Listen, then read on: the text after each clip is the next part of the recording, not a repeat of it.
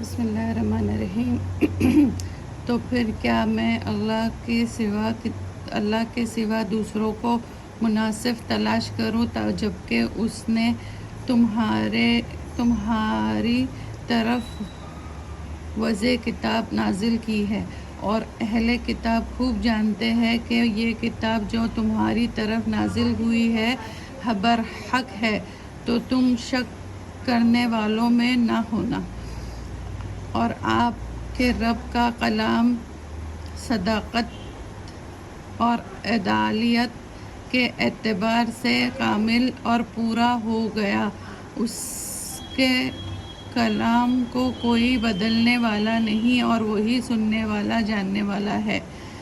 اور اگر آپ اطاعت کرنے لگے اکثر ان کی جو دنیا میں ہے، تو وہ آپ کو اللہ کی راہ سے بے راہ کر دیں گے۔ وہ بھی بے بنیاد خیالات پر چلتے ہیں اور بالکل قیاسی باتیں کیا کرتے ہیں۔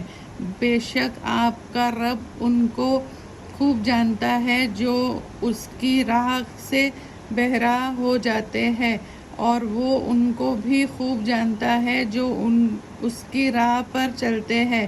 سو اس میں سے کھایا کرو جس پر اللہ کا نام لیا جائے، اگر تم اس کے احکام پر یقین رکھتے ہو۔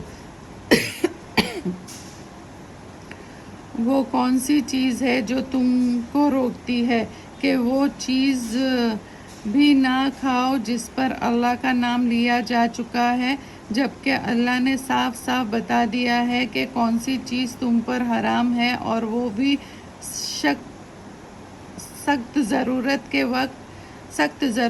وقت حلال ہے۔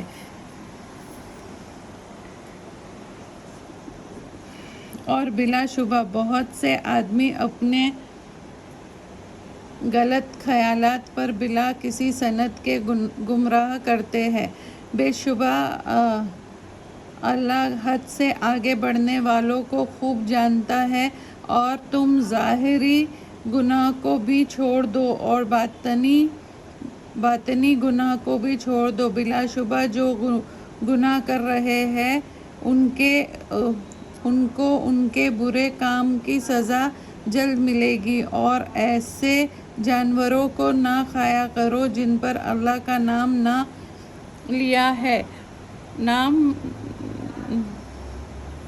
نہ لیا جائے، اور یہ نافرمانی اگر گناہ، اور بلا شبہ یہ شیطان اپنے دوستوں کو تعلیم دیتا رہتا ہے تم سے لڑے اگر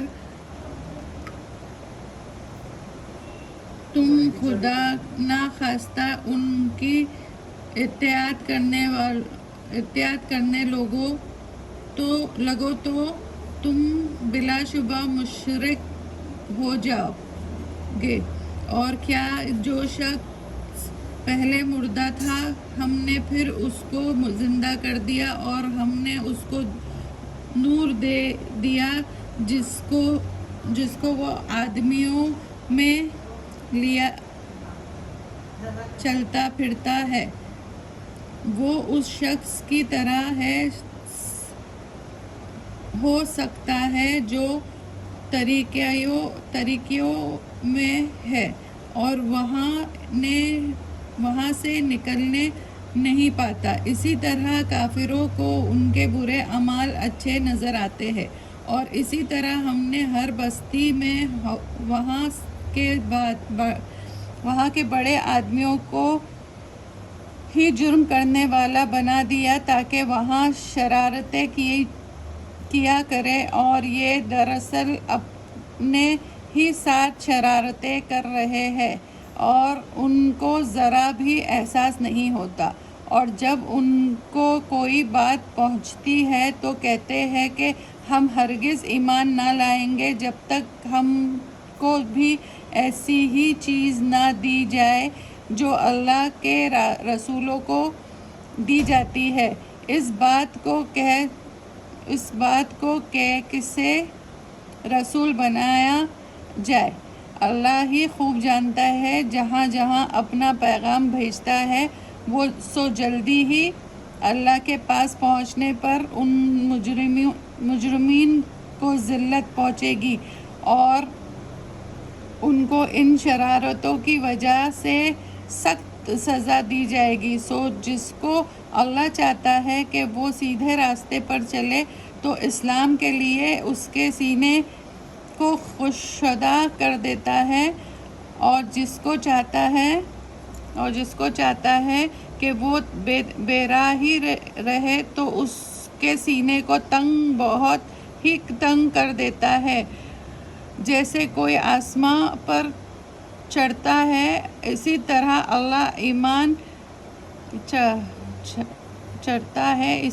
اللہ ایمان نہ لانے والوں پر پھٹکار ڈالتا ہے، اور یہی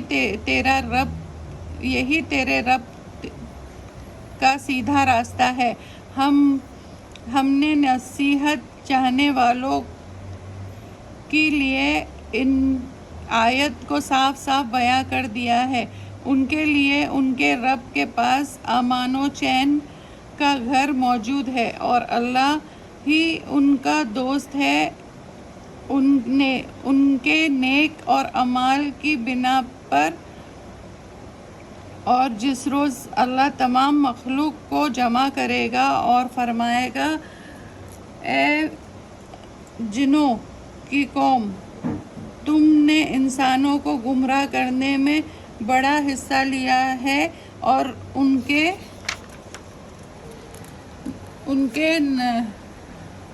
نشان دوست کہیں گے، اے ہمارے رب، ہم نے آپس میں ایک دوسرے سے خوب فائدہ اٹھایا اور اپنی مقررہ مدت تک پہنچ گئے جو تو نے ہمارے لیے مقرر کی تھی۔ اللہ فرمائے گا کہ اب تم سب کا ٹھکانہ دوزخ ہے، اس میں ہمیشہ ہمیشہ رہو گے، ہاں اگر اللہ چاہے تو اور بات ہے، بلا شبہ تیرا رب حکمتوں والا خوب جاننے والا ہے۔